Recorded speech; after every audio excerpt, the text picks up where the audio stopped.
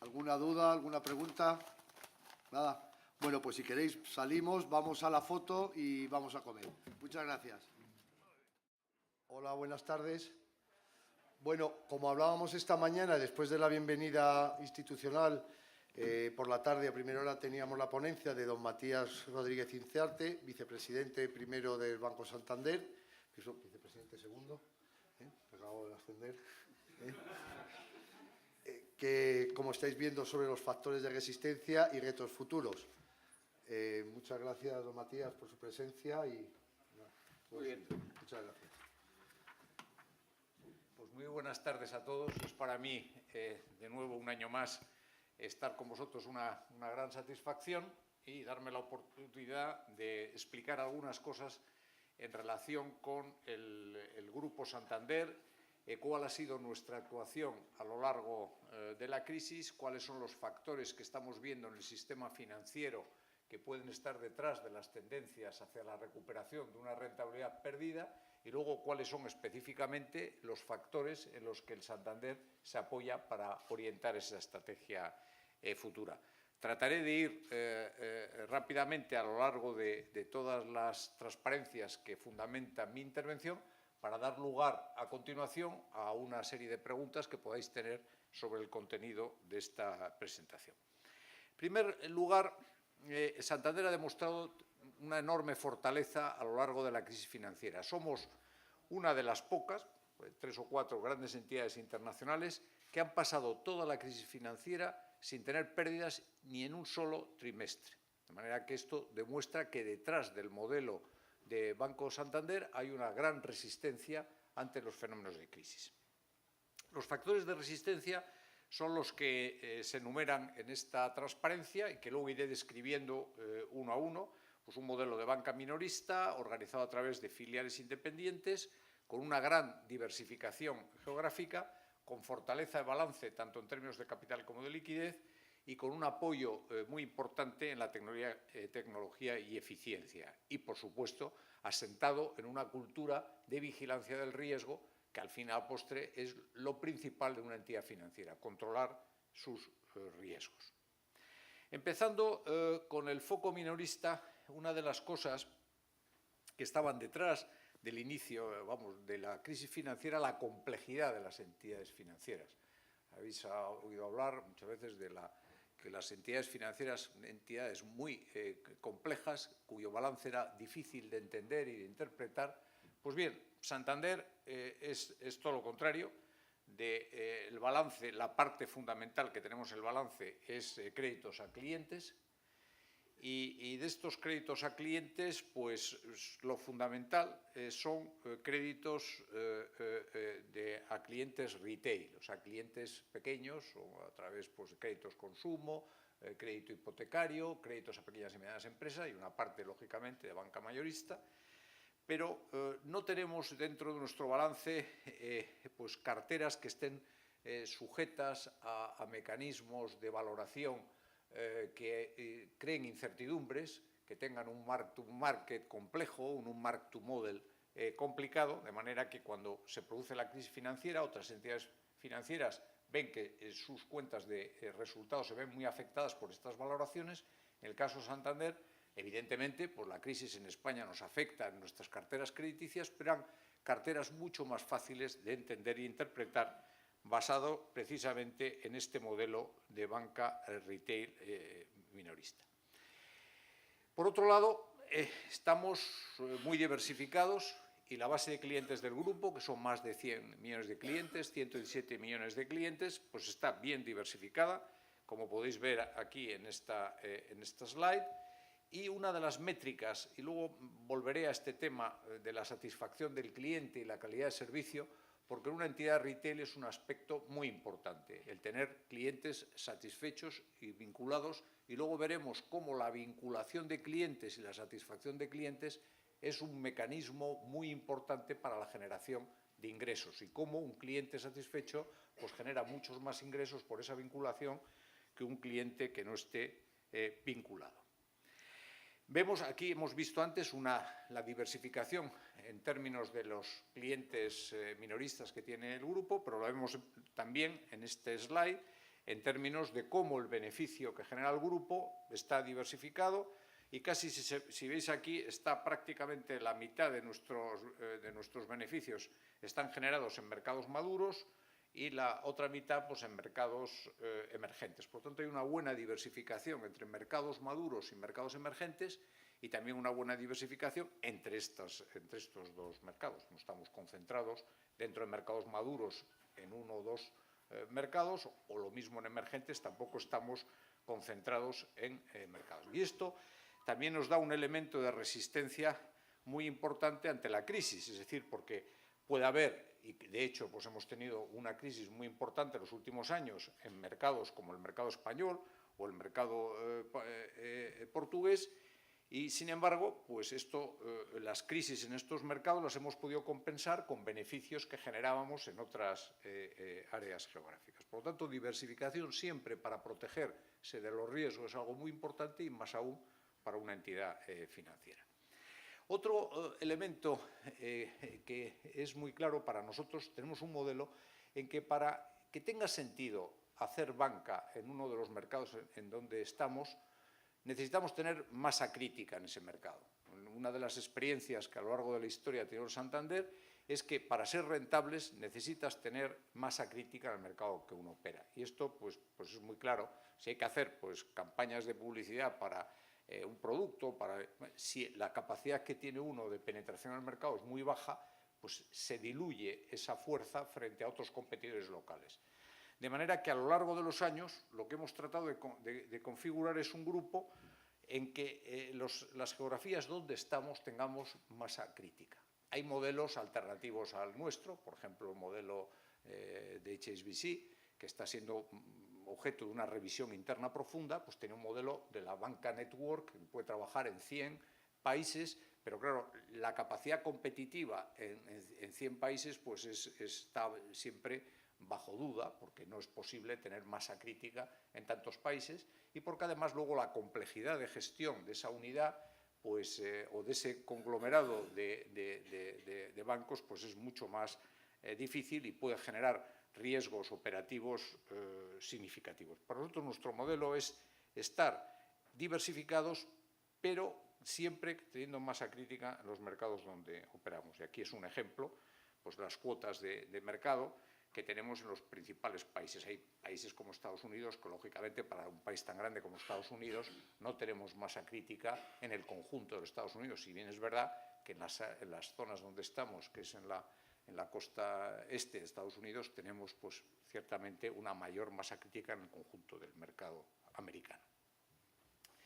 Estamos organizados a través de un modelo descentralizado con filiales independientes. Esto pensamos que también una de las razones que nos da mayor resistencia ante la crisis, porque si tenemos algún problema serio en alguna de las unidades que habéis visto antes, donde estamos diversificados, como esas unidades son autónomas en capital, autónomas en liquidez,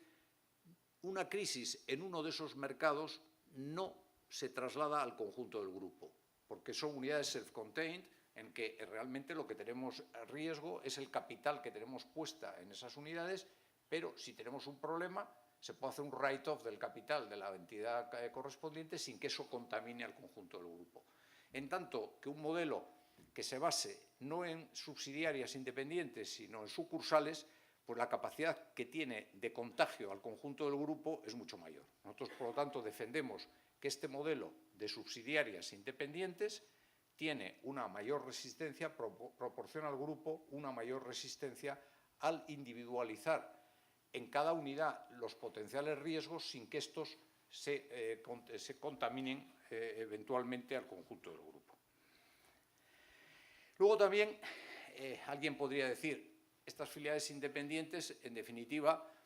hacen que el grupo funcione como una holding y que no genere valor como grupo. Y esta es una de las cuestiones a las que respondemos, porque esa crítica alguna vez se ha hecho. Bueno, es que el Santander, si funciona con estas filiales autónomas independientes y muchas de ellas cotizadas, pues en definitiva no está claro lo que el grupo puede añadir a cada unidad. Y nosotros, precisamente, lo que decimos es que a través de un conjunto de sinergias que son transversales al conjunto de unidades del grupo, podemos generar valor o añadir valor a las unidades locales.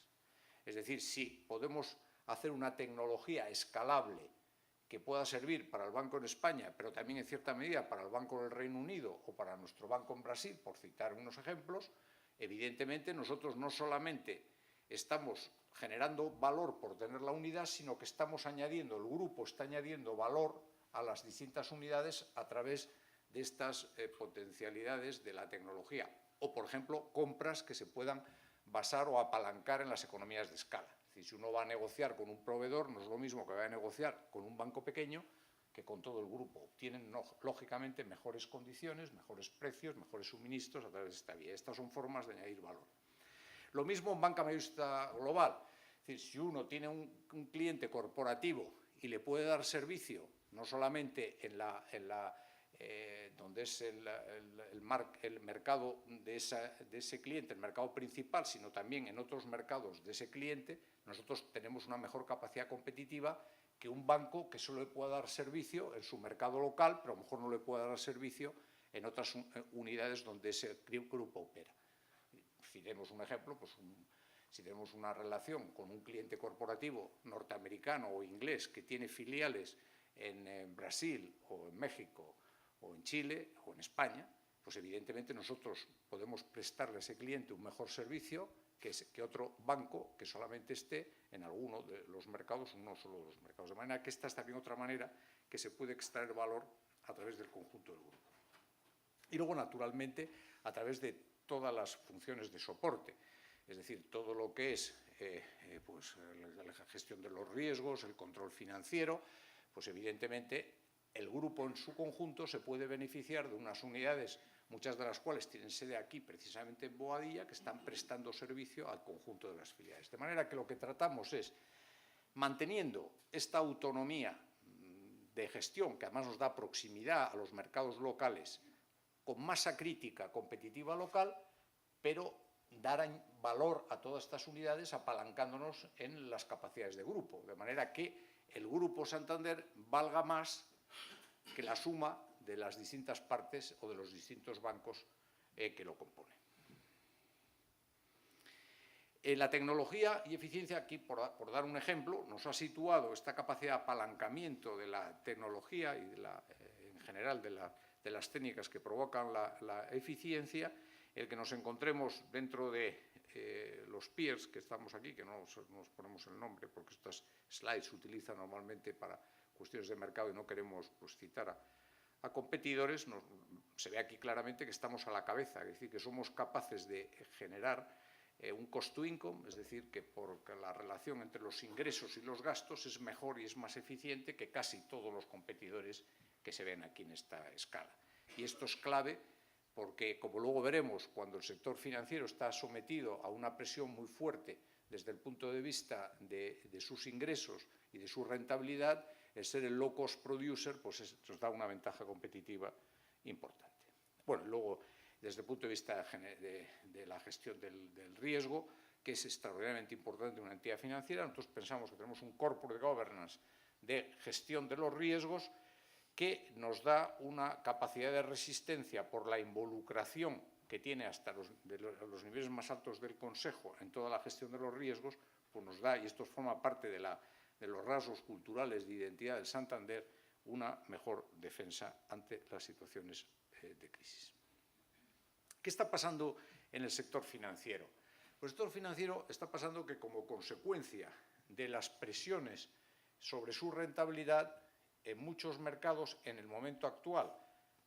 no se está cubriendo el coste del capital. Dicho de otra manera, el return on equity que están obteniendo las entidades financieras, en muchos casos está por debajo de su coste de capital. Es decir, que no están siendo eficientes desde el punto de vista de la generación de unas utilidades que sean suficientes para cubrir el coste de capital.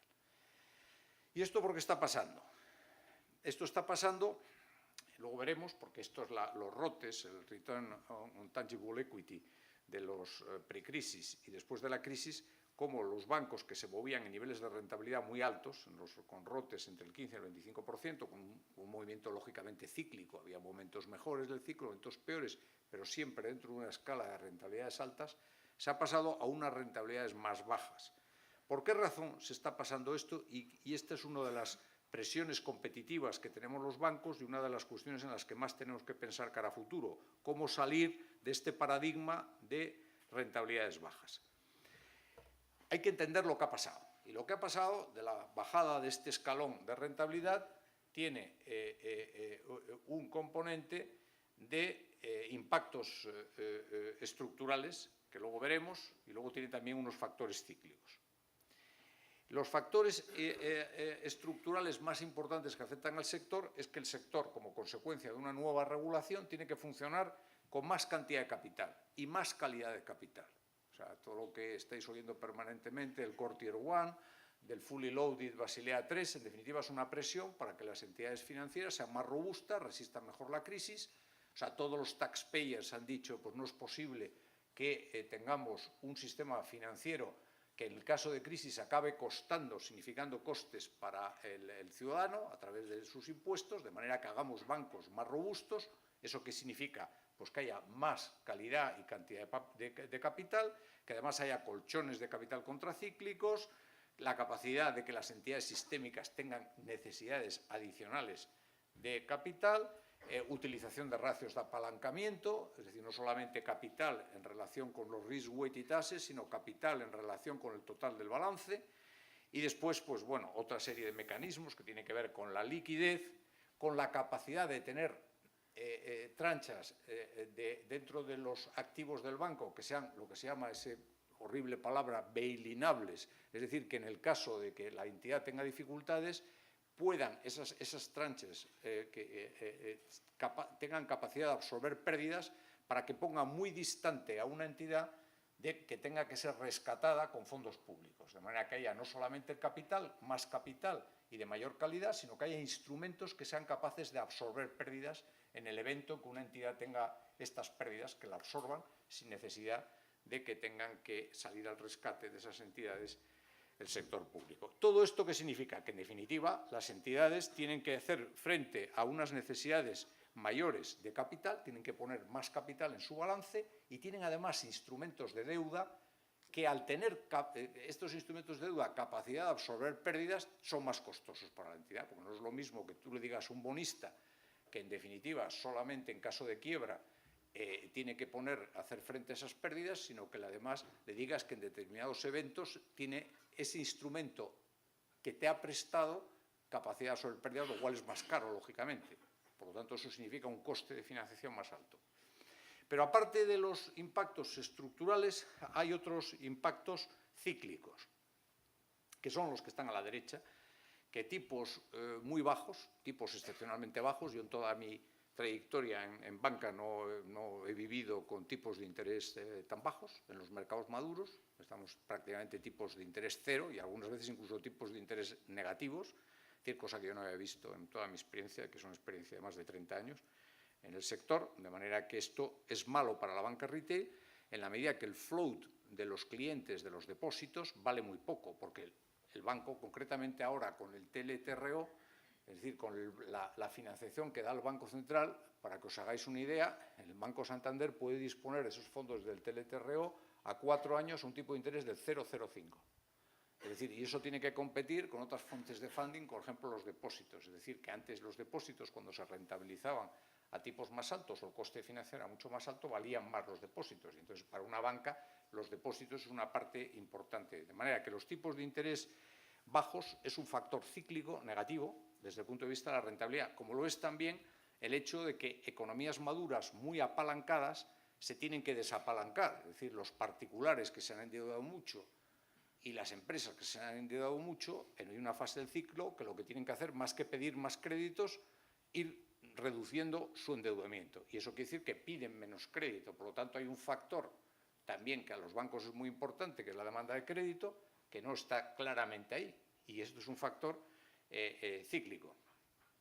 Y que después, bueno, ha habido unos elementos que también son cíclicos, que en unas etapas de debilidad económica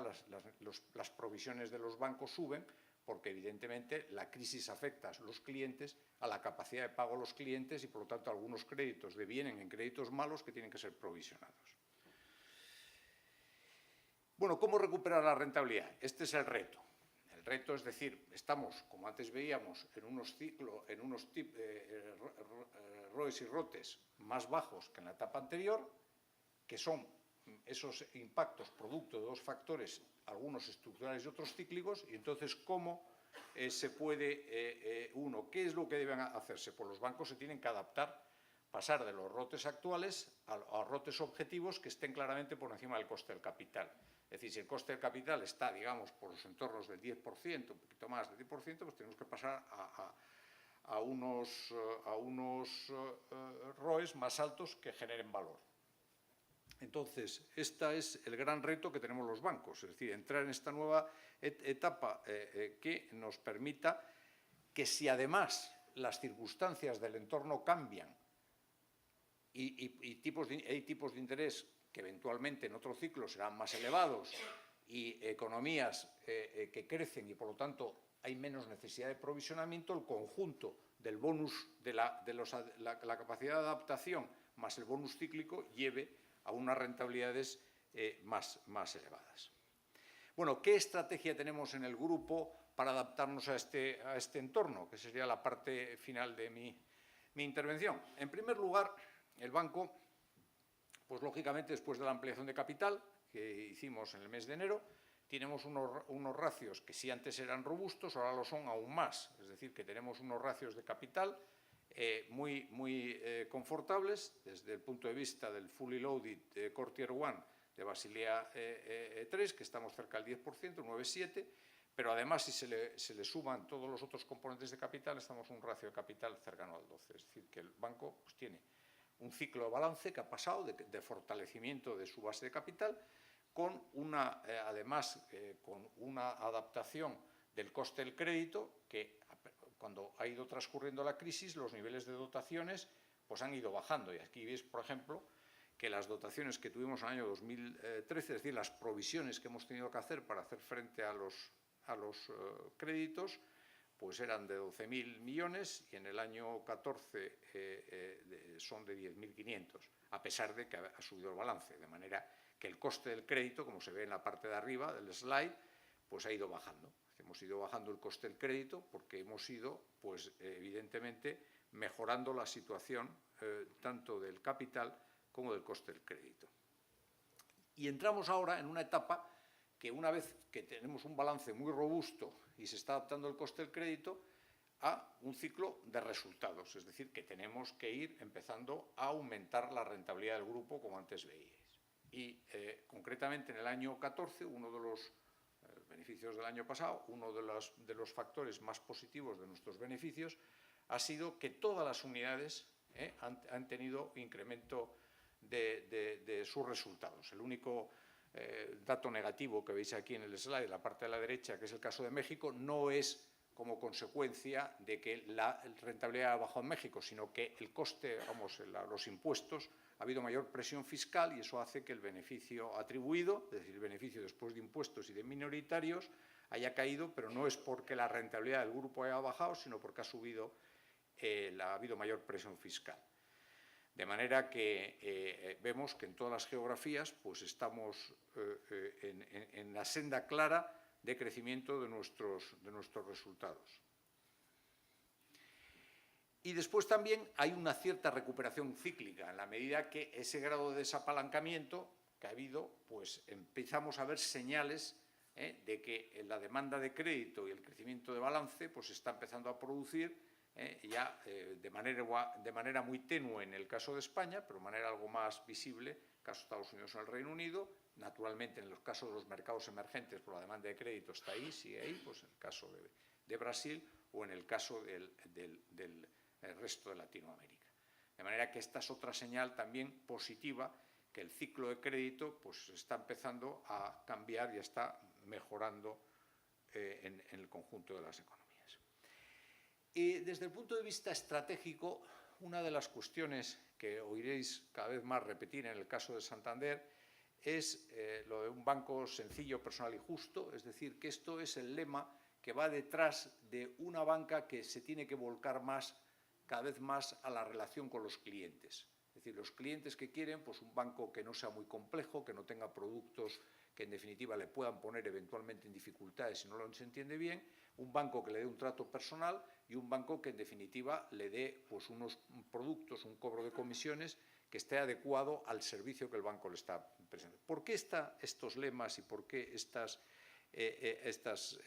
cuestiones, estas iniciativas? Pues estas iniciativas, luego veremos, que tienen una gran importancia en la fidelización de los clientes. Y para un banco, luego veréis algunos datos, el tener clientes que estén vinculados, que tengan una relación importante transaccional con el banco, o sea, que no sea un banco, uno más de los bancos que el cliente tiene, con que ahí tenga ahí una cuenta corriente, que apenas la mueva, no tenga tarjetas de crédito con el banco, no le pida crédito al banco, no le pida una relación de servicios y tal. Naturalmente, el cliente que está más vinculado es un cliente más satisfecho y es un cliente más rentable para el banco, ¿no? De manera que todos estos lemas lo que van persiguiendo es precisamente que el banco sea un banco atractivo para la relación con los clientes. Y aquí veis en este slide que yo creo que es la cuestión más clara en que se refleja todo esto. Por ejemplo, el potencial en número de personas que hay en los mercados donde el grupo tiene su principal actividad, hay más de 1.000 millones de personas, en el conjunto de mercados donde el banco opera. Nosotros tenemos de clientes particulares de ese conjunto de personas, que es cerca de 100 millones, para hacernos la idea en términos redondos, de los cuales son activos, son clientes con los que hay una relación que no es una relación testimonial, sino es una relación que tiene una cierta actividad del orden de 50 millones. Pero solamente de esos 100 millones, del orden de 12 millones de clientes, son clientes que podemos considerar vinculados. Es decir, que hay unos criterios de vinculación, que no voy a entretener en ellos, pero en fin, que el número de productos que tienen con nosotros, hay 12. Pues bien, la rentabilidad de los clientes vinculados es 4 veces superior a lo de los clientes, los clientes vinculados es 4 veces superior a los clientes activos. Luego, simplemente, si el banco consigue ir generando dentro del potencial de clientes que hay en los mercados donde operamos, cada vez más clientes y de estos cada vez más activos y dentro de los activos ir transformándolo en clientes vinculados, hay un potencial que luego veremos de incremento de la rentabilidad que es muy importante. Y lo mismo pasa no solamente en clientes particulares, me he referido a ellos, sino en clientes que son empresas, pequeñas y medianas empresas o empresas en general, ¿no? Aquí, de nuevo, tenemos de los 3 millones de clientes empresariales que tiene el grupo en el mundo, tenemos clientes vinculados un 26% del conjunto de clientes activos. Y, de nuevo, en el caso de pymes y en el caso de empresas, cuando se van vinculando estos clientes, la rentabilidad que se obtiene es 4 o 5 veces superior, según sean pymes o empresas de un poquito más de tamaño que las pequeñas y medianas empresas, se va consiguiendo una mayor rentabilidad. Por lo tanto, el objetivo para el año 17 que el grupo se ha establecido internamente es aumentar el número de empresas, de pymes y empresas vinculadas, pasar de 800.000, de los 3 millones que tenemos de clientes, 800.000 están vinculados y el objetivo es pasar de 800.000 clientes empresariales a 1.100.000 clientes empresariales, con la ventaja que esto tiene desde el punto de vista de la rentabilidad. De manera que aquí se está viendo pues, que este objetivo, si conseguimos estos objetivos del año 17 en materia de vinculación, simplemente con la base de clientes, con este aumento de la vinculación, tendrían la capacidad de generar entre 2.000 y 3.000 millones de euros adicionales de margen bruto, para darnos la importancia de la dinámica de vinculación de clientes que tiene el Santander. Y esto pues, es lo que nos da una enorme confianza en el banco yendo hacia futuro. Es decir, tenemos una serie de mercados donde el número potencial de clientes es enorme, donde la bancarización en muchos de esos mercados es escasa. Pensemos el caso de México, donde hay una bajísima bancarización, el caso de Brasil, con la bancarización no es tan notable, de manera que simplemente con aumentar el número de clientes, la bancarización de esos clientes pues tiene una dinámica interna que sin hacer compras, es decir, sin aumentar el perímetro de negocios del banco, sin entrar en nuevos mercados, sin hacer nuevas adquisiciones, simplemente trabajando con nuestra base de clientela en los mercados donde estamos, tenemos una capacidad importante operativa. Tenemos que trabajar mucho para conseguir esto en los indicadores de calidad. Y hoy vemos que los indicadores de calidad del grupo, bueno, pues están, digamos, como los peers. Y entonces nosotros otro objetivo que hemos establecido, que en todos los países donde estamos, en índice de satisfacción de los clientes tenemos que estar en el top 3. Es decir, siempre entre los 3 primeros de los bancos de cualquier país donde estemos en relación de satisfacción de los clientes. Como estáis viendo, toda esta dinámica a futuro gira en la relación con el cliente. Es decir, solamente se pueden tener clientes vinculados si esos clientes están satisfechos. Si no están satisfechos con el banco, por definición, va a ser muy difícil que nos vayan haciendo más transacciones con nosotros. Porque aquí, cuando estamos hablando de múltiplos de rentabilidad, no es porque cobremos a los clientes más, lógicamente, por los productos que les den, sino porque tienen más productos con nosotros, hacen más transaccionalidad con nosotros, las empresas hacen más operativa de negocio exterior, de crédito con nosotros, los particulares hacen las transacciones de la tarjeta de crédito, nos piden la hipoteca, nos piden el crédito consumo. No es cobrar más, sino hacer más transacciones, es decir, vincular más a los clientes. De manera que si un cliente trabaja con varios bancos, pues que lo que está haciendo con otros bancos nos lo vaya haciendo con nosotros, para lo cual, obviamente, y esto no es ningún secreto, la única manera es generar mejor calidad de servicio. Y lo mismo pasa en cuanto a otro que es otro de los retos a futuro, que son los clientes que cada vez realizan sus transacciones con el banco a través de procedimientos digitales. Es decir, hoy la relación de los clientes, el proceso de transformación que está teniendo en cuenta todo el mundo digital, hace que las relaciones de los clientes cada vez van a ser más y más a través de canales alternativos de distribución. No acudir a una oficina bancaria, sino realizar la transacción pues, a través de un smartphone o a través de un cajero electrónico o a través de otros medios que no son los medios convencionales de ir a una oficina bancaria. Entonces, también, en este caso, la rentabilidad de los clientes digitales es mayor cuando hay un aumento de la transaccionalidad y, además, el coste, normalmente, de mantener la relación con clientes digitales es mucho menor, lógicamente, porque no ocupan el tiempo pues de una persona en una oficina, sino que simplemente hacen su transacción, cualquiera que sea esta, con el banco a través de estos medios digitales, sea una transferencia, sea una consulta de saldo, sea una compra-venta bursátil, lo que sea, ¿no? Entonces también hay un esfuerzo para dotar a nuestras oficinas de los mejores medios para que efectivamente las transacciones sean cada vez más automáticas y establecer pues, sistemas para que toda la transaccionalidad digital con el banco sea más user-friendly, sea mejor, sea más fácil. De manera que en este momento en que nos encontramos con una base de capital muy positiva, los escenarios de stress test en la que hizo la EBA junto con la European Banking Authority, con el Banco Central Europeo a finales del año pasado, que ese fue un test objetivo que se hizo pues, a todos los bancos de la eurozona, los 126 bancos supervisados por el Banco Central Europeo. No es que estuviéramos en un ratio muy importante de capital, sino que la capacidad del banco en escenarios adversos de mantener niveles de capital muy altos, pues aquí, como veis, pues estaba en relación con la media más de un punto por encima de los competidores. Luego también otro elemento que es muy importante dentro de nuestra política, que tiene que ver con la sociedad, en definitiva con lo que es pues lo que en definitiva el banco se interrelaciona con las sociedades donde está presente, que el banco, como todos vosotros conocéis, tiene un proyecto muy importante volcado a la atención a las universidades, a la relación con las universidades, a acuerdos con las universidades, y aquí hay algunos datos que son verdaderamente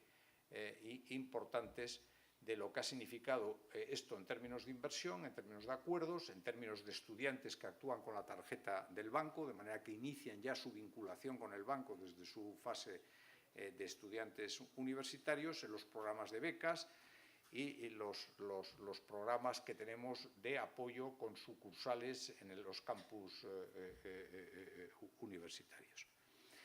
El resumen de objetivos, porque hay elementos, como habéis visto antes, pues elementos claramente cuantitativos, otros elementos cualitativos, pero este cuadro resume los objetivos que el banco tiene en relación con los distintos grupos con los que se relacionan, sean estos empleados, sean clientes, sea el conjunto de la sociedad y, naturalmente, los accionistas. Entonces, vemos que los objetivos los hemos puesto en este cuadro vinculados a, por ejemplo, empleados. Pues entonces, lo que aspiramos a que el Banco Santander, en cada una de las geografías donde esté, sea una de las 3 entidades de los top 3 en que la gente quiera trabajar. Es decir, que no se puede tener una buena relación con los clientes si los empleados del banco no están satisfechos, tienen una buena relación con el banco, están contentos con su trabajo. Entonces, para esto, para estar contentos, tenemos que chequear y ser entre los primeros bancos en cuanto a el deseo que tienen los empleados de trabajar dentro de ese banco. Desde el punto de vista de los clientes, los objetivos que antes veíais de llegar a 17 millones de clientes particulares vinculados y a 1 millón de clientes en empresas y pymes vinculadas. Esos son elementos muy cuantitativos, fijados en estas cifras. Y luego también, naturalmente, en el top 3 de la satisfacción de los clientes con el banco. Y llegar a la cifra de 25 millones de clientes digitales, que sería una prueba de que las nuevas herramientas de relación de los clientes con el banco están siendo utilizadas razonablemente en el grupo. Y luego objetivos estrictamente financieros, que los ponemos en esta casilla asociados con lo que más le importa a los accionistas, que es, bueno, y todo esto que están ustedes haciendo, muy bien, nos parece muy bien la satisfacción de sus empleados con el banco, nos parece muy bien que tengan ustedes clientes pues, satisfechos y vinculados, pero esto a mí, ¿qué me significa en términos de objetivos financieros? Bueno, pues nosotros hemos establecido el objetivo de tener un ROTE en el año 17, entre el 12 y el 14, hacia futuro, del 12 y el 14, que es considerablemente por encima del coste del capital, por lo tanto que el banco genere valor para sus accionistas al tener un rendimiento sobre ese capital superior al coste del capital, llegar y tener unos objetivos de fully loaded core capital tier 1 de entre el 10 y el 11%, que la morosidad, es decir, la calidad de crédito esté siempre por debajo del 5%, esa cifra, y que el ratio de eficiencia, que como veis está ahora ligerísimamente por encima del 45, hasta 47, 48, que baje por debajo del 45, y que el crecimiento del beneficio por acción del banco sea superior al crecimiento del beneficio por acción de los competidores. De manera que ahí estamos generando valor en términos comparativos. Es decir, un inversor que quiere invertir en Santander versus a otro banco, que el banco se comprometa a darle un rendimiento por acción, un crecimiento del beneficio por acción superior a los competidores. Y luego, naturalmente, en cuanto a la relación del banco con la sociedad, pues mantener el apoyo a los programas de universidades con una cifra comprometida de 700 millones de euros en los próximos 4 años y con también mantener todos nuestros programas de becas y también en relación con la sociedad y con la sostenibilidad, pues estar entre los top 10 en el Dow Jones Sustainability Index, de manera que el banco contribuya a la sociedad a través de programas directos de universidades, pero también de un crecimiento sostenible. Bueno, y esto es lo que, de una manera, pues lo más rápido que he podido, para dar tiempo a preguntas, pues haceros un resumen de lo que el banco tiene establecidos como objetivos, cuál es la estrategia del banco cara a consecución de esos objetivos y cuáles son las razones de nuestra estructura como entidad financiera que nos han permitido pasar, con unos resultados más que aceptables, una crisis que es la crisis financiera más profunda que ya se ha vivido en el sistema desde la crisis de los años 20, de los años 30 del siglo pasado y que, por lo tanto, pues ha demostrado que no solamente en teoría y a través de los stress test el Grupo de Santander es extraordinariamente resistente a la crisis, sino que lo ha demostrado también en medio de esa crisis tan profunda. Y estoy a vuestra disposición para tratar de contestar a las preguntas que me queráis hacer sobre el banco, el futuro y sobre alguna otra cuestión que os pueda tener interés y que yo sea capaz de contestar sobre el entorno en el que desarrollamos nuestra actividad. Y muchas gracias.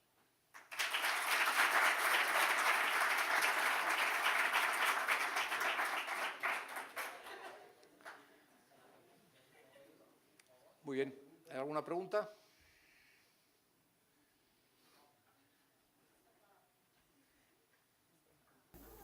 Bueno, pues sí.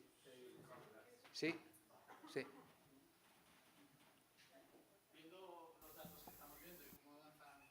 la banca hacia Internet y demás, y el gran número de oficinas que hay en este caso en España,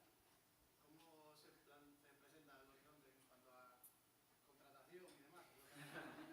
Bueno, yo creo que en definitiva cada etapa de la banca tiene sus prioridades, requiere talentos distintos y yo creo que lo que vamos a necesitar, pues evidentemente son personas en el banco que tengan pues unas capacidades que lógicamente pues tendrán que ser distintas de las que tenían las personas que trabajaban en banca hace pues algunos años, obviamente. Hoy tendrán que tener pues unas capacidades mucho más adaptadas a este nuevo entorno digital, unas capacidades de utilizar estos instrumentos en la relación con los clientes, en la relación con los productos bancarios y tal, pero que en definitiva yo creo que el sistema financiero tiene que hacer un enorme esfuerzo, como habéis visto, para recuperar las tasas de rentabilidad que había tenido antes de la crisis y que, por lo tanto, el talento y la capacidad, los bancos, en definitiva, no somos ni más ni menos que las personas que trabajamos, que somos nuestra interfaz de relación con nuestros clientes, nuestra capacidad de controlar las unidades de control, porque tienen que controlar un grupo pues, muy complejo como el Santander, pero que este es un banco que además tiene grandes oportunidades desde el punto de vista internacional. La diversificación que habéis visto en 10 grandes mercados pues ofrece posibilidades en mercados emergentes, también en mercados maduros, con perfiles distintos. No es lo mismo hacer banca en un horizonte en los que el control de los costes, el ser el low cost producer y tal, es el driver fundamental, que sería hoy mercados maduros con tipos de interés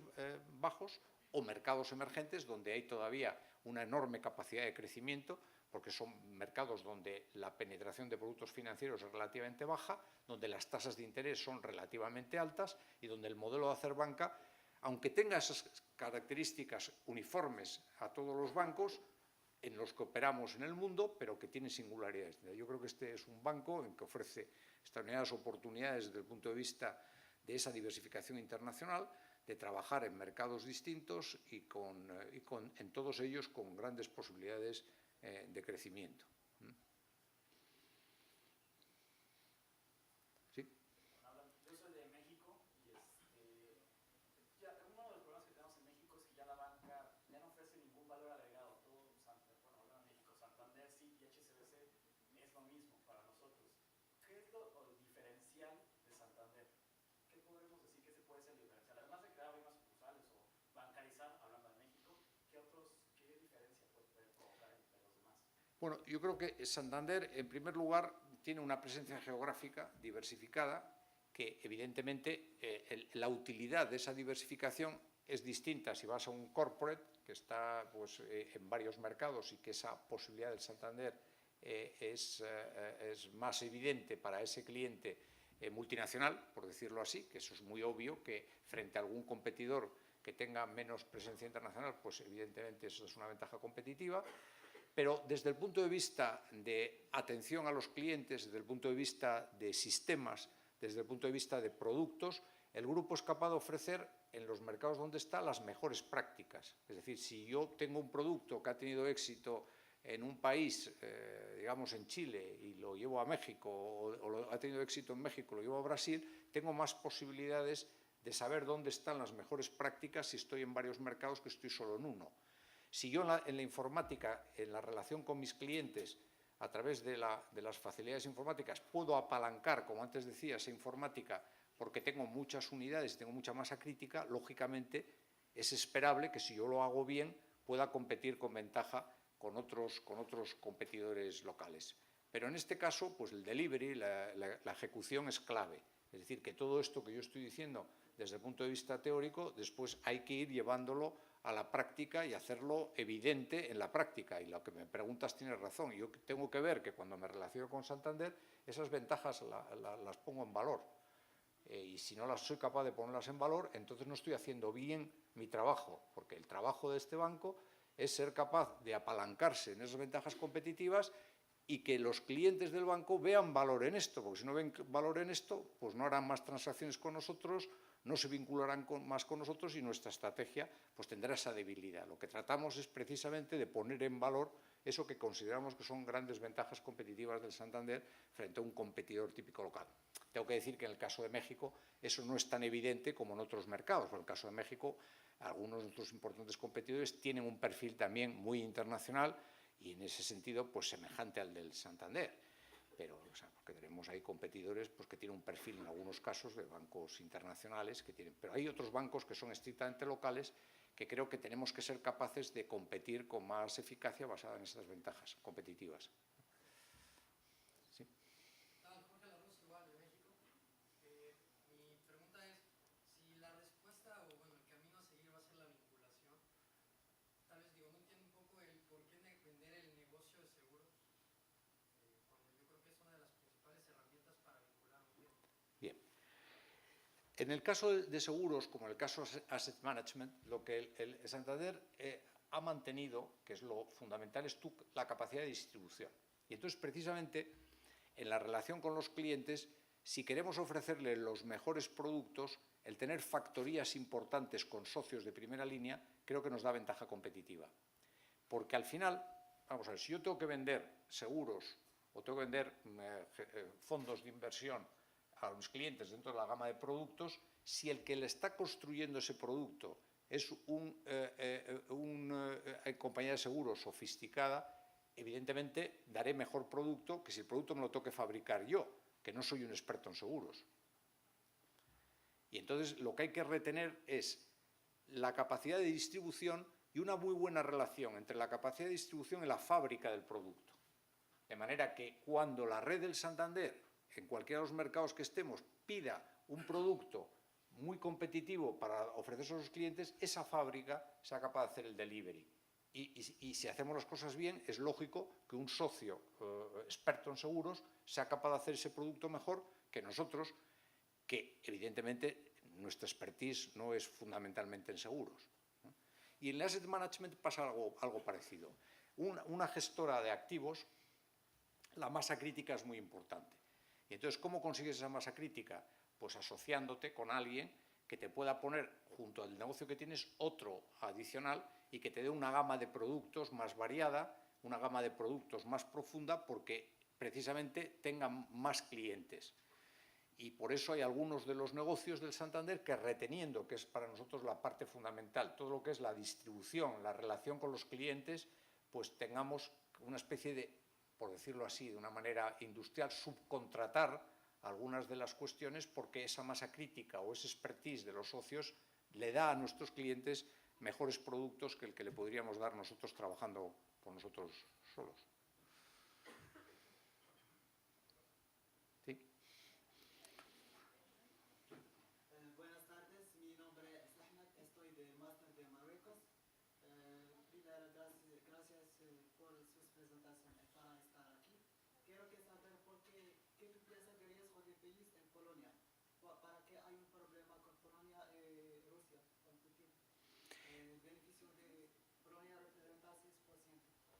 Bueno, hasta el momento el efecto que ha tenido pues, todas las cuestiones a través del sector de la energía, fundamentalmente, que las hemos analizado con mucha atención, no han tenido un efecto material en ni inmaterial, no ha tenido un efecto apenas en todo lo que tiene que ver con nuestra relación con los clientes corporativos. Naturalmente, todos los factores geoestratégicos es algo que un banco tiene que tomar en consideración, es decir, y efectivamente podríamos citar que en este momento hay factores geoestratégicos que puedan afectar al grupo, puede ser el tema de las relaciones Rusia con el este de Europa, puede haber temas que tienen que ver con Grecia en estos momentos, que también tienen una repercusión, es decir, que se acomode o no la situación griega de manera razonable, pues esto afecta a la eurozona y puede afectar eventualmente a las primas de riesgo de España. y esto hay que seguirlo con atención. Todos los temas que tienen que ver con el petróleo, evidentemente, son un bonus muy claro para aquellos países que son importadores de petróleo, pero no es tan claro que sea bueno para los países que son productores de petróleo. Es decir, que todo el fenómeno geoestratégico es algo que hay que tener en consideración. Como un banco no tiene capacidad para influir en ese entorno geoestratégico, la única defensa que tiene un banco, y como tiene un individuo en particular, es diversificar su riesgo. Es decir, que efectivamente, tienes razón, podemos tener eventualmente un problema en Polonia, aunque yo no lo creo que esto nos vaya a afectar a Polonia. Pero imaginemos que así fuera. Pues Polonia es una parte de nuestros beneficios, pero tenemos otros sitios. Y hemos vivido, como grupo, a lo largo de la historia del Santander, pues fenómenos donde problemas en un determinado país pues nos han causado dificultades en ese país, pero que hemos preservado el conjunto del grupo. Puedo citar la crisis en Argentina en el año 2002, como consecuencia de la especificación asimétrica de activo y pasivo, que prácticamente creó un problema enorme al sistema financiero en Argentina. Bueno, a nosotros nos costó, tuvimos pérdidas como consecuencia de eso importantes en Argentina, pero no afectó al conjunto del grupo, porque el grupo tenía la fortaleza para absorber esas pérdidas. O el problema que hemos tenido en España, como consecuencia de la crisis financiera, la crisis del inmobiliario y la burbuja de crédito inmobiliario, que ha creado problemas en España. En España, efectivamente, nuestras cuentas de resultados han padecido mucho del problema español, pero hemos sido capaces de resistir ese impacto negativo porque otros países donde actuamos han ido bien. De manera que uno tiene que estar atento a los riesgos geoestratégicos, ver cómo los puede mitigar, cómo los puede hedgear, si alguna cosa de esta es mitigable o hedgeable, pero por último, la mejor mitigación y el mejor hedge que tiene una entidad es diversificación. Es decir, no depender demasiado de ningún mercado ni de ningún país concreto. De manera que incluso si lo peor sucede en ese país, pues el grupo se pueda defender razonablemente como consecuencia de la diversificación.